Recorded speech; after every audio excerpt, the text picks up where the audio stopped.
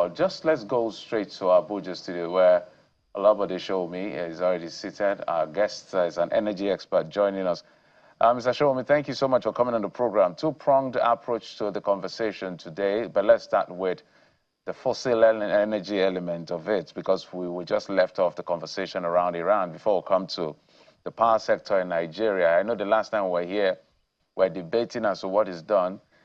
Just like you and I know, nothing has been done by the federal government. It's just, let's just wait it out. Are you satisfied? When you say nothing has been done, is it with respect to the oil situation in Iran, or is it the power sector? I just wanted to be clear, so I said, well, let's talk about how the war in Iran is impacting us. The quickest ways, the pump price of PMS and the other derivatives of crude oil that we buy in dollars and all of that. I think I saw stations now selling 1,250. Is it that people have now normalized this? Because we're talking about maybe government can think of subsidizing production so the knock-on effect can get to all of us. But that's why I said nothing has been done.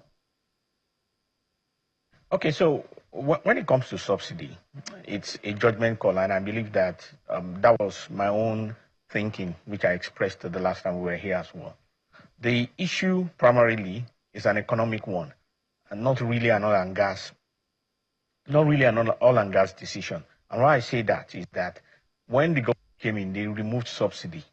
It was an economic decision that fell in line with the policies and plans and whatever it is that they planned to do as a government in their own period here. So the question will be, and I'm speaking as a layman here, as a citizen just like you, is that will this reintroduction of subsidy during this period be something they can easily withdraw when the season is over? That's the first question. The second question will be that do they want to do it? In the sense that will these be counter to the plans and whatever gains or whatever it is that they've achieved so far?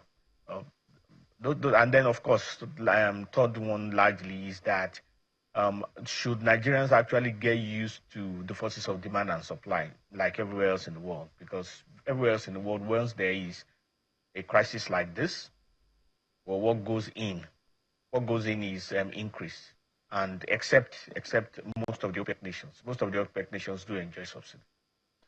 All right, so let's come to electricity, which is of interest to me, especially because it looks like certain things are lurking, and I'm happy you mentioned subsidy. So for the generality of our audience, for the purpose of general frame of reference, the gas companies, because we have two ways, primarily three ways, but the two major is hydro and thermal. And thermal takes most of that's how we generate power, maybe about 60 to 70%. So we need gas for all of these power plants, 30-something of them or so across our country. So the gas companies supply gas to the generating companies who now generate this power and supply energy. Of course, the MBETA, the Nigerian Bulk Electricity Trading PLC, buys them in bulk and then sells to the discos. The discos sell it to all of us who are consumers. And then that's just how the value chain works. I'm saying this not for you, Mr. Shomi, for the public. But now the problem is there's a huge debt in that sector, liquidity problem. In fact, somebody says it's not a power problem, it's a revenue and pricing problem that we're dealing with. The argument recently, which is what I want you to first of all clear, is that recently after the Just incident, the presidency came out and said, the 2015 to 2025 indebtedness legacy debt that we're owing has now been audited to 3.3 trillion, and there has been some series of things that has been raised, including bonds. But the major payment, the underlying pin, is that only about 220-something billion has been paid out of the 500-something billion that was raised, I think, via bonds. So we still have a long way to go. But I also read somewhere why the Association of the Generating Companies said, we don't know where the government got their numbers. Because from their own analysis as of 2024, it was about 4 trillion. So if you add the whole of 2025 by 200 billion per year, it will get to about maybe 6 trillion as of today is almost about 7 trillion. So is it that the amount they are talking about, is that for the gas companies or for the entire ecosystem? So maybe help us clear the confusion as far as that debate is concerned. Okay, thank you.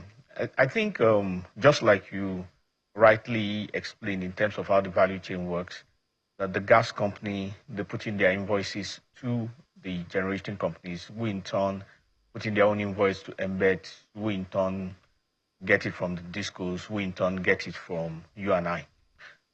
What has happened is not new. And it has always been a problem since the first day that the privatization took place. That's number one in terms of, and I'm talking about in terms of the gas companies being owed money. The number two, which is also primarily important, is that over the years, there has been intervention funds, the 802 billion and co that coming. And those intervention funds ended up being subsidies for the running of the industry. Now, what they are asking for is not strange. It's basically to be called another intervention fund, but with the repeated interventions, they just gave it the name that it is, a proper subsidy for the power sector. In this case, what the current government did, basically, to my understanding, is that they looked at the figures being claimed by the generation companies, and they felt that something was amiss. I mean, if they are going to pay, they have a reason to question it. So they had meetings with the leading the generation companies, not the association, which was led by the retired Colonel Sani Bello, to my understanding. And the president told them his reservations about the figures and how it was arrived at. So on the strength of that, an audit committee was set up. The audit committee took a while and came up with its own figures. And it is the figures of the audit committee that is the 3.3 as against the 6 trillion that is there. Now, the government had some meetings with the generation companies and they agreed to the revised figures and they signed. However, it will appear that there is a communication issue between the generation companies themselves and the association, because I don't think the association was in that meeting with the president. So the association, the Association of Generation Companies, did say that they don't agree with those figures. But the members who are the power companies have signed the agreement with the government indicating that they agree to those figures. I think that is what is responsible for the discrepancies and differences in communication in terms of what the government and the power companies are doing and what the association is saying. Okay, so what is the way forward now? Because clearly it looks like both sides are, well, they want to stick to their guns. Obviously, the government doesn't want to have to cough out that much money, but the Gencos and the gas operators want to get as much as they can from this, because at the end of the day, it's business. Lots of costs have been incurred. So it's a bit dicey, because while this may be resolved to some extent at this point, there are concerns that it will come back again even bigger, particularly when people are now more vulnerable, right? So what is eventual, I don't know, what is it, can there be finality to it? What is the conversation in the industry regarding finality? And not to forget that while all of this is playing out, a lot of Nigerians are now switching to off-grid power solutions, right? So I wonder how much of people will be left from the factories themselves, and it's quite expensive, I should say. So money that should normally go into the power sector is now going to off-grid power alternatives, right? So, I mean, I'd like you to speak to those two issues. Okay. I appreciate, I mean, when we talk about the finality, I think it's also about getting a few more, an understanding of some of the nuances that remain with respect to what is happening within the power sector. What the whole attempt about government to pay up the legacy debt, and that's what it is, the money being owed, the the money being owed the gas companies is to get the power sector to start to function without government intervention. So if for any reason, I mean, once those debt has been paid, it will be a case of willing buyer, willing seller, in which case, if the generation companies don't pay their gas debt, they don't get power. And the same thing across the value chain. So it's just an attempt by government to get the system to start to function within itself. But, and this is a big but, which is important to note, is that the biggest complaint, the biggest issue, it's not a complaint, the biggest issue really is the fact that, just like you said, liquidity problem, and the fact that the industry, the sector does not believe that the amount that is being charged for power is a genuine reflection of the cost of generation, transmission, and distribution.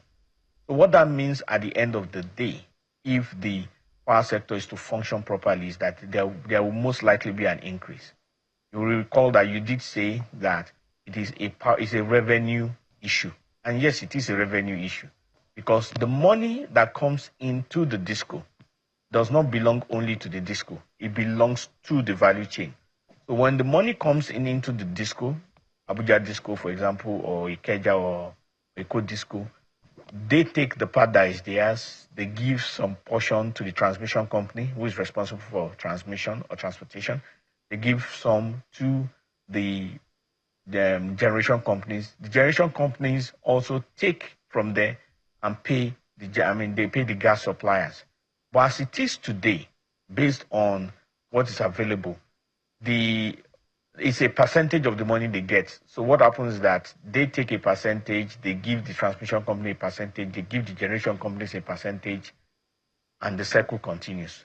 So the end game is that issue where people are being owed and where debt is continually being accumulated is going to end. That's what the end game is with respect to that. The second question skipped my mind. Can you please just repeat it? The question is about people switching to off-grid solutions now. So by the time they are done with all of these back and forth, I hope there will still be customers to meet on ground. Okay, so Nigeria is a very big country.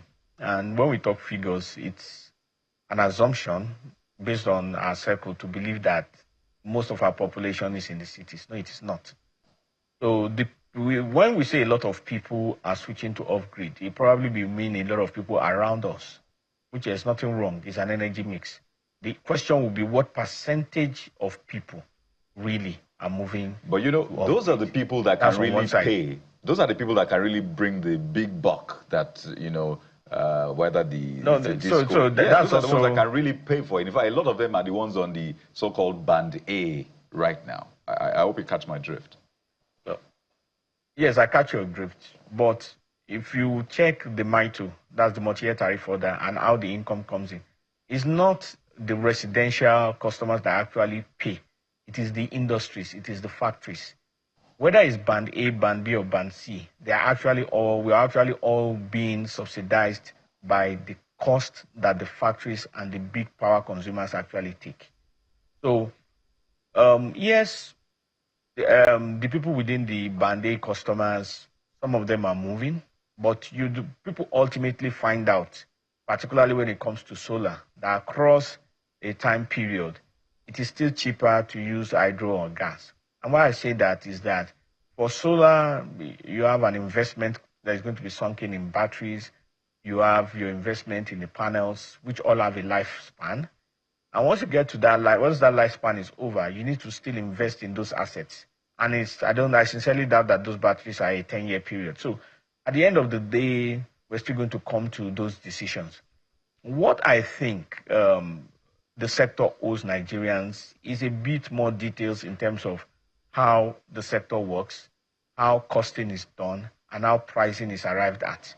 It's not enough for them to say, okay, this is the proper costing. It's also important for people to be involved in understanding that costing so that if there's a need to pay a little higher, they will need to. Yes, the same people who are switching to solar do not want to pay an extra 15 naira if the cost of the power is increased.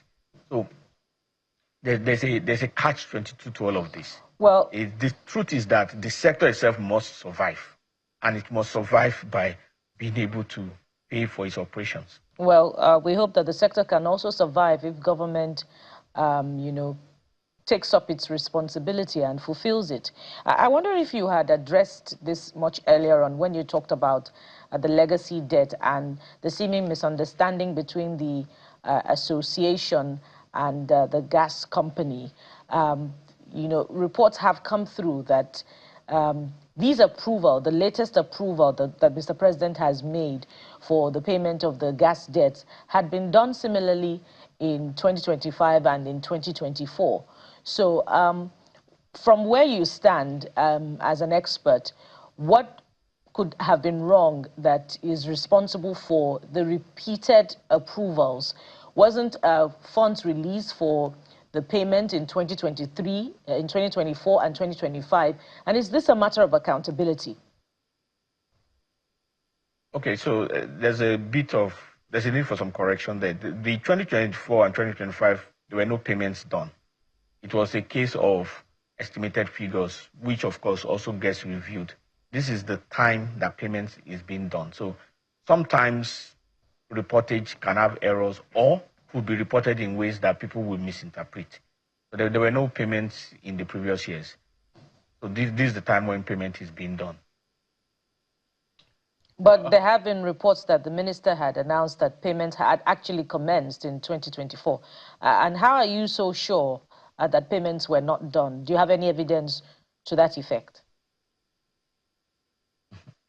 If payments are done, the people who received it will confirm, and they will take it off their books, and it doesn't involve one party. All right.